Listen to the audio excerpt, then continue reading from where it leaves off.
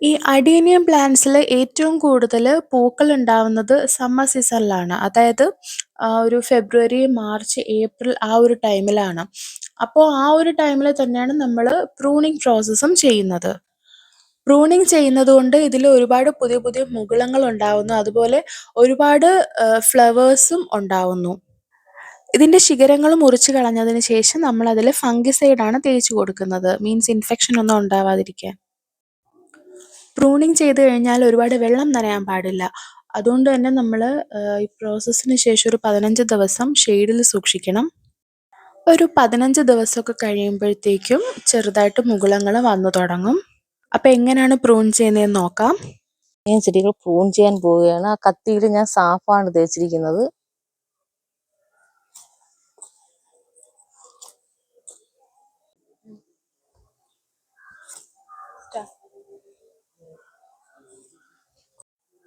എല്ലാ ശിഖരങ്ങളും ഞാൻ ഇങ്ങനെ മുറിച്ച് മാറ്റുകയാണ്. ഇത് മുറിച്ച് മാറ്റിയിട്ട് അതിനകത്ത് സാഫ് തേക്കണം. ഞാൻ ഹാർഡ് പ്രൂണിങ് ആണ് ചെയ്യുന്നത്.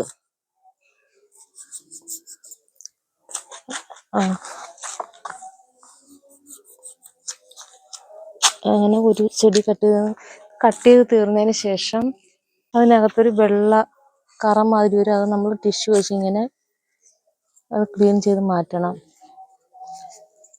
ടിഷ്യൂ വെച്ച് അത് എല്ലാം ക്ലീൻ ചെയ്യണം. ഒരു ചെടിയും കൂടെ നമുക്ക് കട്ട് ചെയ്യാം. അഡീനിയം പ്രൂൺ ചെയ്യുകയാണ്. അത് നല്ല പൂക്കളൊക്കെ ഉണ്ട് അതിനകത്ത്. പ്രൂൺ ചെയ്യാൻ ഈ ഫെബ്രുവരി മാസമാണ് നല്ലത് പ്രൂൺ ചെയ്യാൻ. അതുകൊണ്ടാണ് ഈ മാസം തന്നെ പ്രൂൺ ചെയ്യാമെന്ന് വിചാരിച്ചത്. അതിൽ കുറച്ച് ശിഖരങ്ങളേ ഉള്ളൂ.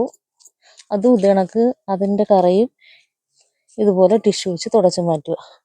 വേറെ ഒരു ചെടിയും കൂടെ നമുക്ക് പ്രൂൺ ചെയ്യാം. അത് ഒറ്റ ശിഖരമേ ഉള്ളൂ. അത് ഇവിടെ വെച്ചങ്ങ് പ്രൂൺ ചെയ്യാം.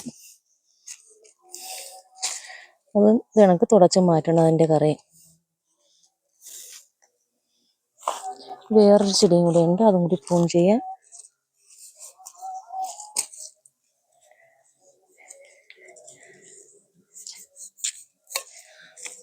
ഇങ്ങനെയാണ് പ്രൂൺ ചെയ്യുന്നത്.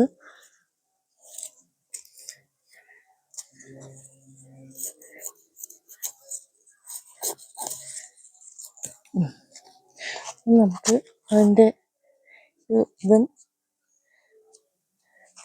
ടിഷ്യൂ വെച്ച് തുടച്ച് ക്ലീൻ ചെയ്യുക. ക്ലീൻ ചെയ്തതിന് ശേഷം നമുക്ക് സാഫ് എന്ന് പറഞ്ഞൊരു ഫംഗിസൈഡ്, ഈ കത്തിയിൽ തേച്ചിരിക്കുന്ന ഫംഗിസൈഡ് തന്നെ അത് ഈ മുറിവിനകത്ത് തേച്ച് പിടിപ്പിക്കണം. അപ്പോൾ അത് വെള്ളം വന്ന് വീഴുകയൊക്കെ ചെയ്യുമ്പോഴത്തേക്ക് കേടാവാതിരിക്കാനാണ് ആ സാഫ് ഇതിനകത്ത് നമ്മൾ തേച്ച് പിടിപ്പിക്കുന്നത്. സാഫ് ഞാൻ കുറച്ചെടുത്തിട്ട് ഇങ്ങനെ ശകലം വെള്ളം ഒഴിച്ച് മിക്സ് ചെയ്തിട്ടുണ്ട്. മിക്സ് ചെയ്തിട്ടൊരു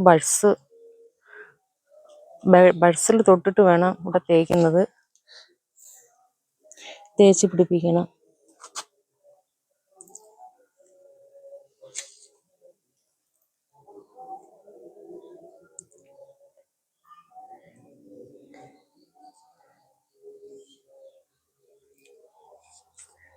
എല്ലാം മുഴുവനും നല്ലതുപോലെ തേച്ച് പിടിപ്പിക്കുക.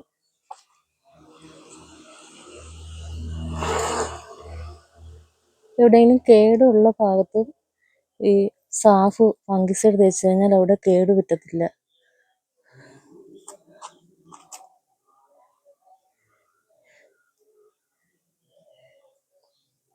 അങ്ങനെ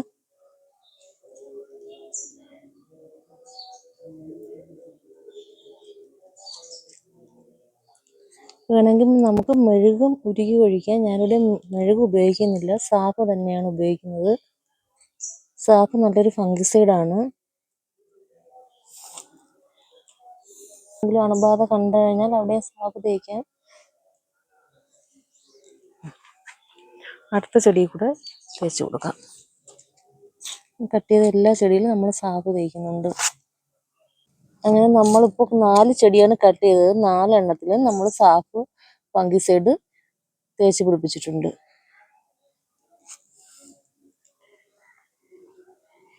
ഇനി നമ്മൾ വെള്ളം ഒഴിക്കുമ്പോഴത്തേക്ക് ഇതിൻ്റെ മൂട്ടിൽ വീഴാതെ ഒഴിക്കണം. പ്രൂൺ ചെയ്തതിന് ശേഷം ഞാൻ ചെയ്യുന്ന വളം ഇതാണ്, DAP ആണ്. ഡൈ അമോണിയം ഫോസ്ഫേറ്റ് എന്ന് പറയും. എല്ലാ വളക്കടയിലും മേടിക്കാൻ കിട്ടും. ഇത് 5-6 തരി, ഇത്ര ഒരു ചെടിക്ക് ഇത്ര ഇടണം. അപ്പൊ ഇടുന്നതിന് മുന്നേ ആയിട്ട് ചെടിയുടെ മൂടൊക്കെ ഒന്ന് വൃത്തിയാക്കണം. കളകളൊക്കെ ഉണ്ടെങ്കിൽ അതൊക്കെ ഒന്ന് പിച്ച് കളഞ്ഞ് വെക്കണം. ക്ലീൻ ചെയ്തെടുത്തതിന് ശേഷം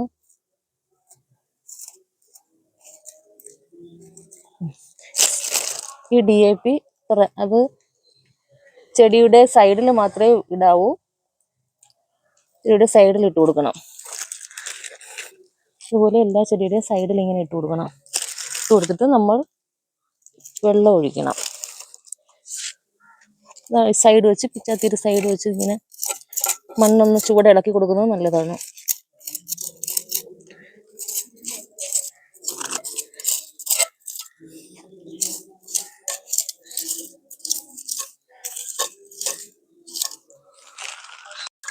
തണുത്ത വെള്ളം ഒഴിച്ചു കൊടുക്കണം.